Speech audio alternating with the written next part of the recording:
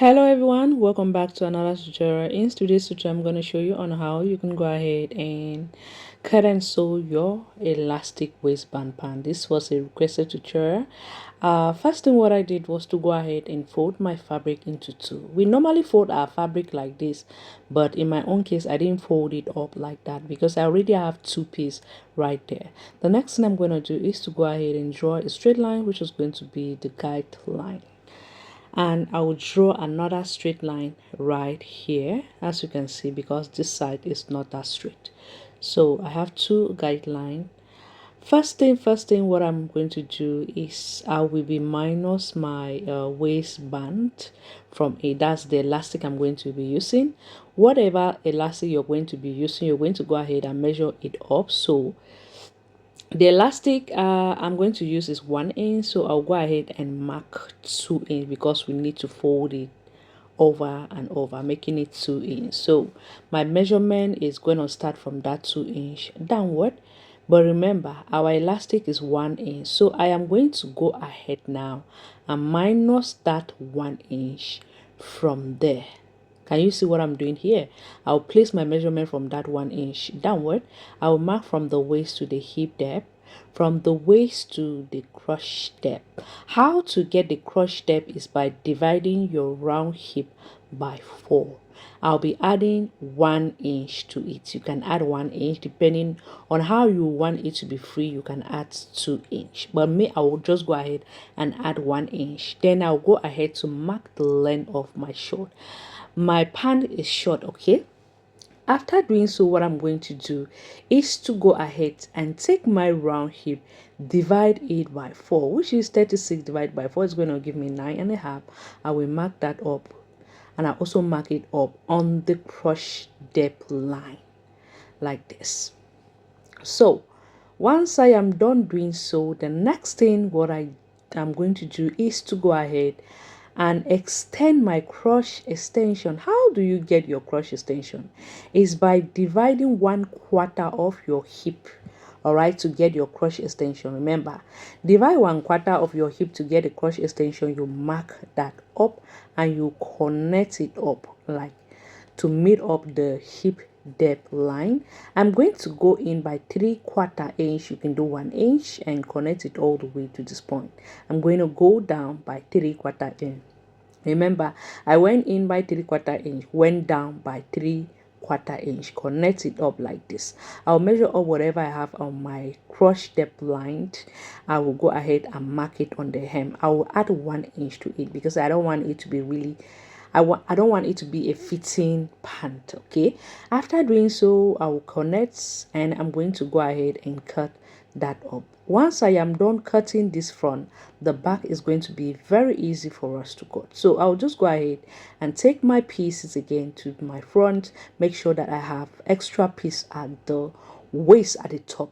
I will extend 1.5 inch here for the crotch extension of the back. Remember, the crotch extension of the back is always longer than the one of the front, and I will add 1 inch, 1.5 inch each, all the way like this. At the top, I'm going to go up by 1.5 inch. If you're that hippie, go up by 2 inch. Okay, so I'm a smaller size. I went up from the waist, I went up by 2 inch. So I'll connect it up like that, and I'm going to go ahead now and add, you at the side you can add 1/2 inch. If you want, you just leave it up like that. So I'll add 1/2 inch. I'll go ahead and connect it up like this. Look at what I'm doing here. Connect it up. After connecting it up, I'm going to go ahead and cut this up.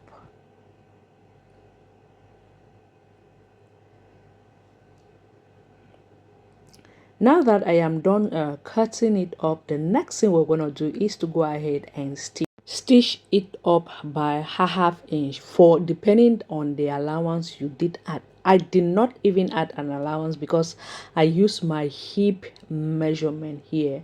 All right, so I did not add up the sewing allowance.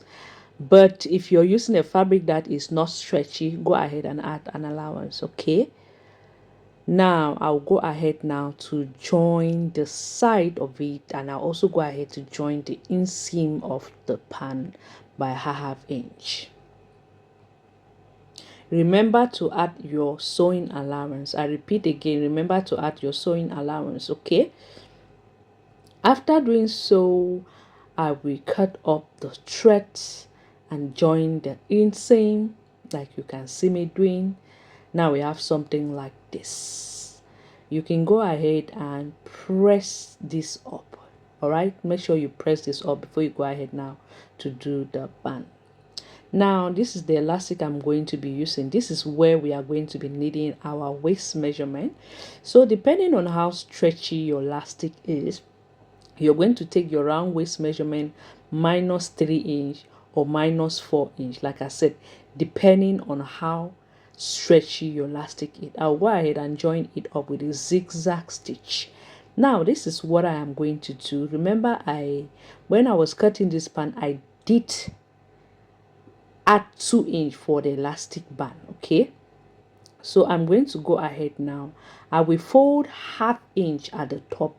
Make sure that I'm leaving a distance when I'm pinning my elastic. The fourth side, you have to mark the fourth side of your elastic. Then you go ahead and pin it up, leaving ½ inch at the top. So I'm folding it over like this. I'll fold a ½ inch inward, then I refold it again inward, making it that 1 inch. I will go ahead and make sure that I stitch. While I am stitching, I have to pull with my both hands, okay, because the elastic is smaller than the waist of the pan. So for the elastic to be fitted at the waist of the pan, we have to pull so that the elastic should fit. So I am done stitching the elastic. As you can see, it is looking so beautiful, very neat. And if you stitch your elastic this way, your elastic will never wrap inside because the elastic is being stitched on it, okay? Now we're going to go ahead now and hem the pants. What I will do is just to go ahead and mark ½ inch or 3/4 inch. Then I'll go ahead and fold it over like this, but I make sure I'll open it up like this. I open one seam, fold it over, and I'm going to pin. Do the same thing to the other sides, and I'm going to pin.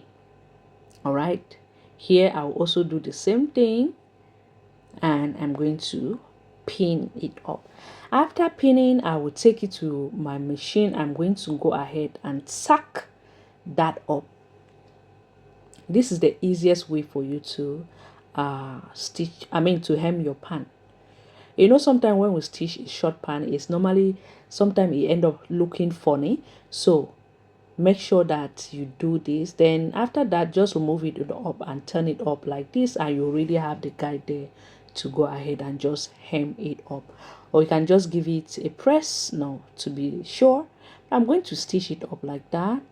I'll just go ahead and hem it all the way round. Do the same thing to the other side of the pan.